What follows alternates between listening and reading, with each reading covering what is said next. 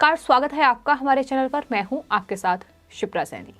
BJP से Samajwadi party में शामिल हुए स्वामी प्रसाद मौर्य अब अखिलेश यादव के लिए लगातार मुश्किल का सबब बनते जा रहे हैं। चुनावों से पहले अखिलेश यादव के लिए स्वामी प्रसाद मौर्य बड़ी परेशानी बन चुके हैं। दरअसल समाजवादी पार्टी ने स्वामी प्रसाद मौर्य को पंडरोला की जगह अब फाजिलनगर विधानसभा सीट से टिकट दिया है, लेकिन लगातार इस विधानसभा क्षेत्र में अब स्वामी प्रसाद मौर्य का विरोध हो रहा है और कहीं न कहीं ये जो विरोध है ये अब समाजवादी पार्टी को भी झेलना पड़ रहा है। बात अगर फाजिलनगर विधानसभा सीट की जाए तो स्वामी प्रसाद मौर्य को टिकट देने के साथ ही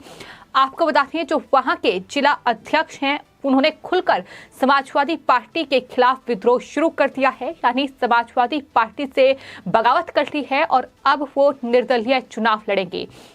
यानी अब साफ तौर पर कड़ी टक्कर स्वामी प्रसाद मौर्य को समाजवादी पार्टी के ही बागी नेता देते नजर आएंगे और यही वजह मानी जा रही है कि चुनावों से ठीक पहले अखिलेश यादव के लिए कहीं न कहीं फाजिलनगर में भी मुश्किलें बढ़ने वाली हैं। आपको बता दें स्वामी प्रसाद मौर्य के खिलाफ सपा के जिला अध्यक्ष इलियास अंसारी निर्दलीय चुनाव लड़ेंगे। यानी समाजवादी पार्टी के ही नेता अब समाजवादी पार्टी के खिलाफ इस तरीके से खुलकर बगावत कर रहे हैं, जिसके बाद सवाल लगातार खड़ा हो रहा है कि क्या समाजवादी पार्टी के कार्यकर्ता अब स्वामी प्रसाद मौर्य के लिए इस सीट पर चुनाव प्रचार करेंगे। ये सवाल बड़ा है क्योंकि स्वामी प्रसाद मौर्य बीजेपी से समाजवादी पार्टी में शामिल हुए हैं। अखिलेश यादव स्वामी प्रसाद मौर्य को पार्टी में शामिल होने के बाद अलग अलग दावे कर रहे हैं। लगातार वो बीजेपी पर भी हमलावर नजर आए और यहां तक उनकी तरफ से कहा गया कि दरअसल पिछड़ों और दलितों का अपमान लगातार बीजेपी कर रही है,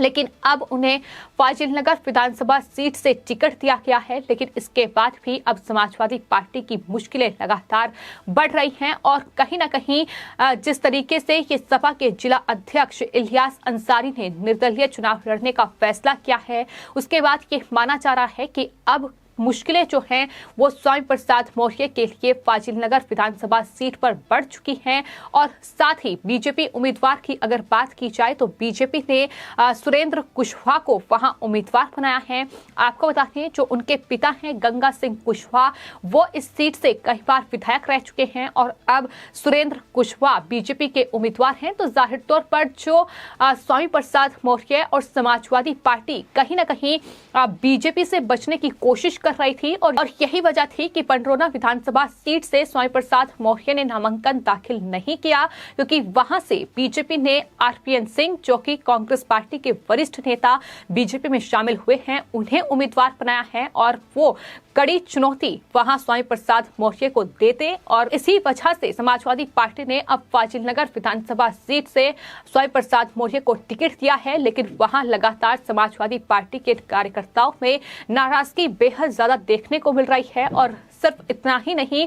कि सपा में अब विद्रोह इस बात को लेकर शुरू हो गया है। हालांकि कुछ दिन पहले वो भी तस्वीरें सामने आई थी जब फाजिलनगर विधानसभा सीट में समाजवादी पार्टी के कार्यकर्ता स्वामी प्रसाद मौर्य का पुतला फूंकते भी नजर आए थे। उनकी तरफ से साफ तौर पर यह कहा गया था कि समाजवादी पार्टी के अध्यक्ष अखिलेश यादव इस पर एक बार फिर से विचार कर लें। जिस तरीके से स्वामी प्रसाद मौर्य को टिकट दिया गया है वो सही नहीं है, वो कहीं न कहीं उन तमाम समाजवादी पार्टी के नेताओं और कार्यकर्ताओं के साथ विश्वासघात है जो लगातार वहां चुनाव प्रचार कर रहे हैं।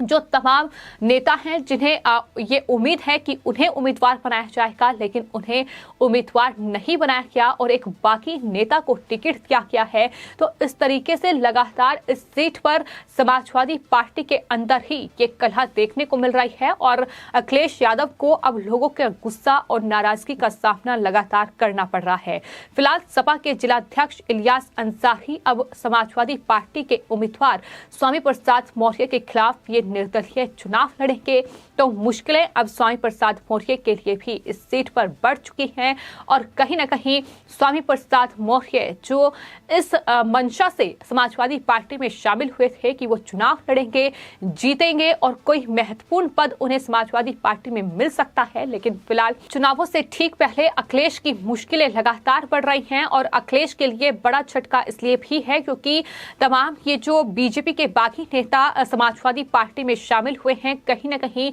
इन्हें टिकट थमाने के चक्कर में समाजवादी पार्टी के अध्यक्ष अखिलेश यादव को अब अपने ही नेताओं की नाराजगी का खुलकर सामना करना पड़ रहा है और ये लगातार एक के बाद एक तस्वीर सामने आ रही है। न सिर्फ फाजिलनगर विधानसभा क्षेत्र से स्वामी प्रसाद मौर्य को टिकट दिए जाने के बाद समाजवादी पार्टी के कार्यकर्ताओं में इस तरीके से नाराजगी है कि वो अब इन तमाम उम्मीदवारों का पुतला फूंक रहे हैं, बल्कि हमने देखा कि किस तरीके से लखनऊ से लेकर पश्चिमी उत्तर प्रदेश में भी जो आरएलडी के साथ समाजवादी पार्टी ने गठबंधन किया है, उसको लेकर भी लगातार आरएलडी के तमाम वरिष्ठ नेता ऐसे हैं जिनकी नाराजगी खुलकर सामने आई है, क्योंकि वहां मुस्लिम कैंडिडेट को टिकट थमाया गया है, क्योंकि वहां उन नेताओं को टिकट दिया गया है जो समाजवादी पार्टी के नेता हैं, लेकिन आरएलडी के चुनाव चिन्ह पर वो कहीं ना कहीं चुनाव लड़ रहे हैं।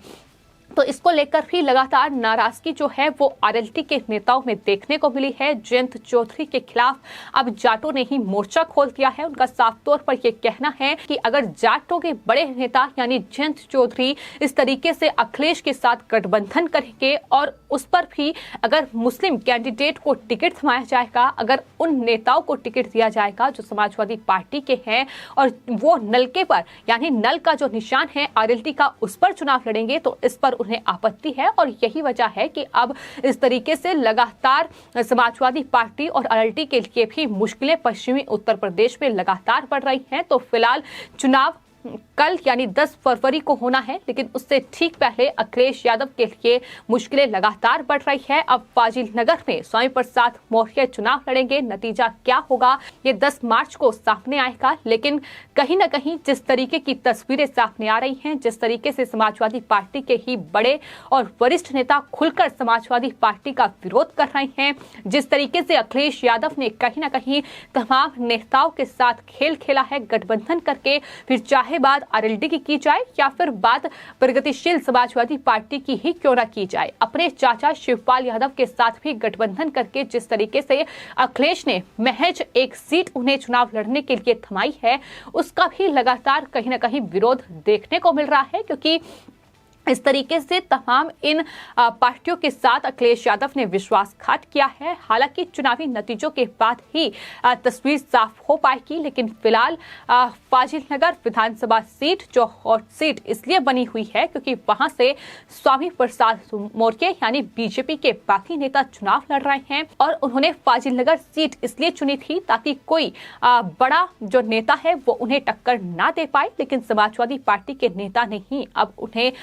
इस तरीके से चुनावों में चुनौती देने की ठान ली है। क्योंकि इलियास अंसारी को वहां से टिकट मिलने की उम्मीद थी, लेकिन स्वामी प्रसाद मौर्य के चक्कर में इलियास अंसारी का टिकट कटा है और यही वजह है कि इस तरीके से अब उन्होंने निर्दलीय चुनाव लड़ने का फैसला किया है और वो अब मौर्य को इस सीट से चुनौती देंगे। यानी अपने ही लोग अखिलेश यादव के लिए अब इन चुनावों में मुसीबत का सबब बन रहे हैं। कुछ नेता बीजेपी में शामिल हुए हैं और सबसे बड़ा नाम समाजवादी पार्टी की नेता और साथ ही मुलायम सिंह यादव की बहू अपर्णा यादव का है, जो अब बीजेपी के लिए उत्तर प्रदेश में चुनाव प्रचार कर रही हैं। साथ ही हरिओम यादव से लेकर कई बड़े और वरिष्ठ नेता ऐसे हैं जिन्होंने बीते दिनों बीजेपी का दामन थामा है और अब वो अखिलेश यादव को खुलकर चुनौती दे रहे हैं कि इस तरीके से अखिलेश यादव